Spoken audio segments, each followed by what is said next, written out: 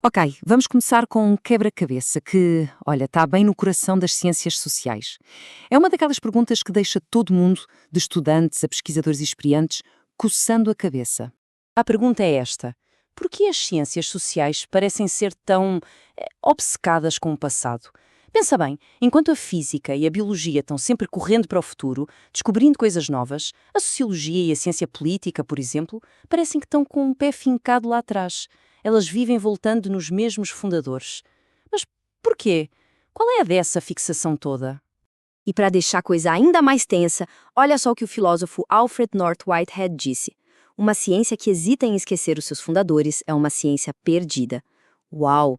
Pesado, né? Isso coloca o dedo na ferida.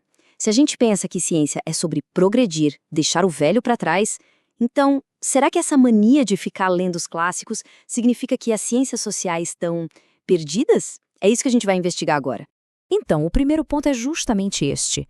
Será que estamos falando de uma ciência que ficou presa no tempo? Porque, vamos combinar, essa obsessão com o passado vai totalmente contra a imagem que a gente tem de ciência, que é sempre ir para frente, acumular conhecimento novo. Olha só que contraste maluco! Qualquer calouro de física hoje sabe mais sobre o universo do que o próprio Newton sabia. É um fato. Agora, pega um sociólogo super renomado. Ele ainda está lá quebrando a cabeça com as mesmas perguntas que o Max Weber ou Durkheim fizeram há mais de 100 anos. Fica a dúvida, né? Será que isso quer dizer que a sociologia simplesmente não sai do lugar? Para tentar responder isso, vamos olhar para a primeira explicação que surge, que é a mais direta e também a mais crítica de todas. É o que a gente chama de visão empirista. Um dos grandes defensores dessa ideia na sociologia foi o Robert Morton.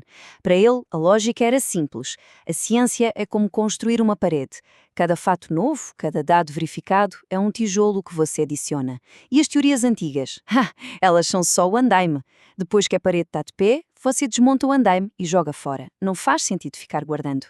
Seguindo essa linha de raciocínio, então, ficar estudando os clássicos seria o quê? Primeiro, não é ciência, é a história da ciência. É como se fosse um hobby. Segundo, é um sinal de imaturidade da área. É como se a sociologia ainda não tivesse crescido o suficiente para largar as fraldas e seguir em frente. E o pior de tudo, Merton chegou a chamar isso de uma tendência intelectualmente degenerativa. É quase como um culto aos ancestrais que só atrapalha o progresso científico de verdade.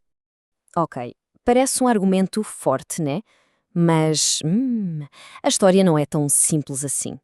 A verdade é que essa visão empirista, por mais lógica que pareça, se baseia numa ideia meio antiga de como a ciência funciona de verdade. E porquê?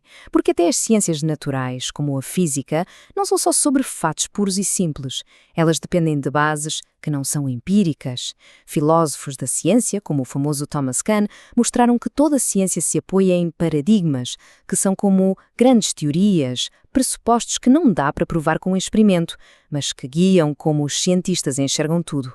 Ou seja, a ciência não é só observar o mundo, é interpretar o mundo através de um conjunto de ideias. Essa comparação aqui muda tudo. De um lado, a visão antiga, empirista, que vê a ciência como uma linha reta, sempre acumulando fatos. O progresso é linear. Do outro lado, a visão mais atual, pós-positivista, entende que a teoria é quem diz o que é um fato relevante. O progresso acontece em saltos, quando a teoria inteira muda. E aqui, a discordância sobre os fundamentos é algo totalmente possível. Às vezes, o grande salto da ciência não é achar um tijolo novo, mas trocar os óculos que todo mundo estava usando. E é aqui que a gente chega no pulo do gato. A verdadeira diferença entre as ciências naturais e as sociais não é que uma tem fatos e a outra não. A diferença está no nível de consenso sobre as regras do jogo. Na física, todo mundo concorda com os fundamentos. Então, eles passam o dia resolvendo quebra-cabeças, aplicando essas regras. Já na sociologia, esse consenso básico é muito baixo. O debate é constante. Por isso, no lugar de experimentos-chave, a ferramenta principal são os clássicos, os textos fundadores. É através deles que o debate sobre os fundamentos acontece. Tá, mas por que essa falta de acordo? Por que os sociólogos não conseguem, sei lá, sentar e definir os fundamentos de uma vez por todas, como os físicos fizeram? Basicamente, por dois grandes motivos. O primeiro é cognitivo. É muito mais fácil todo mundo concordar sobre o peso de um elétron do que sobre o que significa consciência de classe.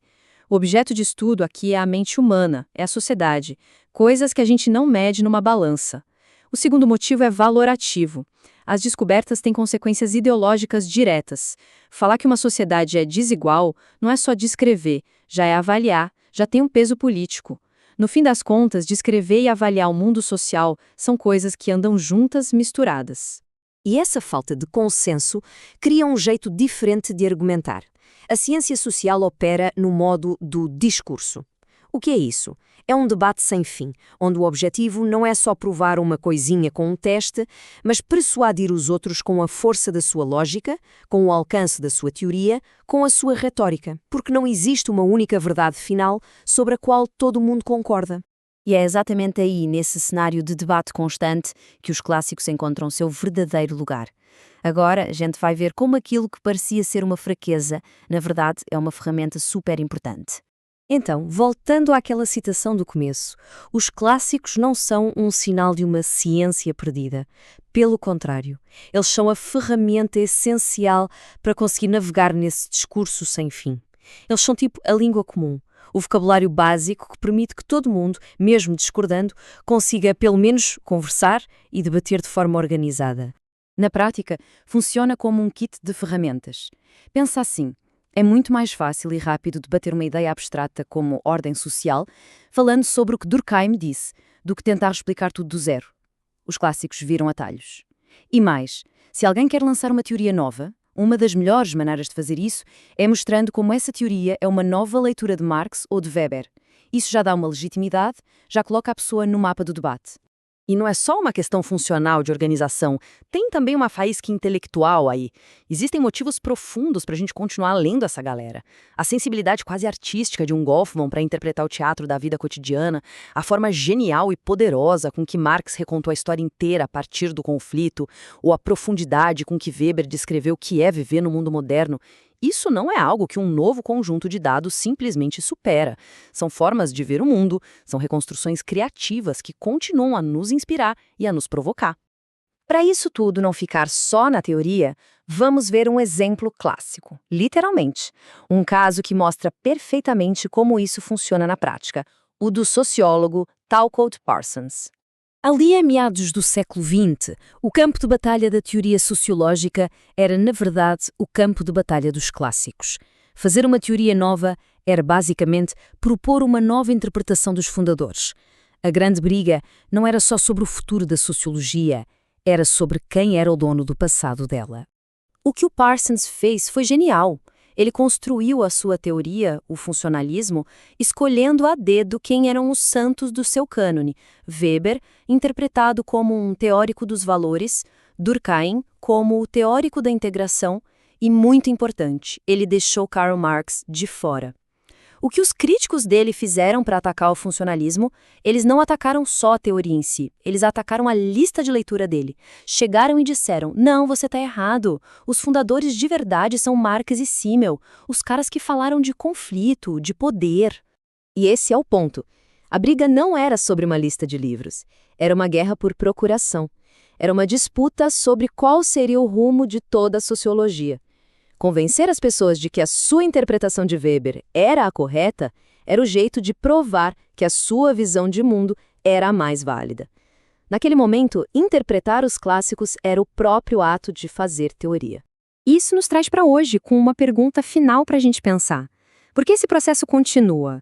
Autores que a gente debate hoje, como Foucault, Bourdieu, Butler, eles já estão virando os clássicos do futuro. Então, que guerras teóricas a gente está travando hoje, usando as obras deles como munição? E talvez mais interessante ainda, como será que os pensadores do futuro vão olhar para trás e interpretar os nossos debates?